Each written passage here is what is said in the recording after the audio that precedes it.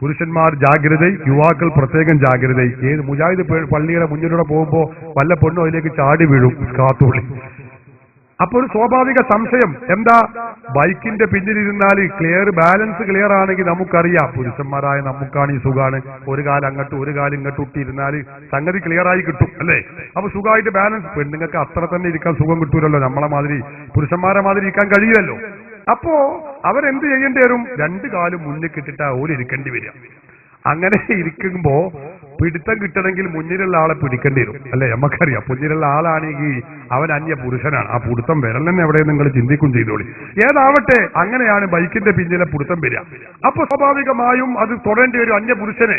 അപ്പൊ അതിന് മുജാഹിദ് മൗലവിയുടെ ഫത്വ നേരത്തെ തന്നെ അഡ്വാൻസ് ആയിട്ട് ഒരു ഫത്വ അങ്ങോട്ട് ഇട്ട് കൊടുക്കുകയാണ്. എന്താ എന്നാൽ സ്പർശനം ഒഴിവാക്കാൻ പരമാവധി ശ്രമിക്കേണ്ടതാണ്.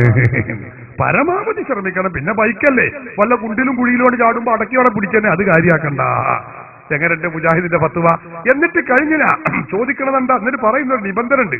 മുജാഹിദാകുമ്പോ നമ്മള് എന്തെങ്കിലും പറയാൻ പറ്റൂലല്ലോ, ഉള്ളതൊക്കെ പറയണം. നിബന്ധന എന്താന്ന് വെച്ചാല്, സംഗതി ഇങ്ങനെയൊക്കെ ആണെങ്കിലും 24 മണിക്കൂറിന്റെ ഉള്ളിൽ പെണ്ണിനെ തിരിച്ചേൽപ്പിക്കേണ്ടതാകുന്നു. അതായത് ഒരു രാത്രിയും ഒരു പകലും ദീർഘമാവാത്ത യാത്ര നോക്കണം നിങ്ങൾ. അതിനെന്നെ 24 മണിക്കൂർ അറിയാം.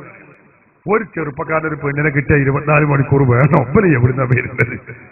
ഇവരെ മതം ഏതാ നമുക്ക് മനസ്സിലാകുന്നില്ല. സഹോദരന്മാരെ, ഞാൻ ഓരോന്ന് വിശദീകരിക്കാൻ എനിക്ക് സമയമില്ല, താല്പര്യമുണ്ട്, സമയമില്ല.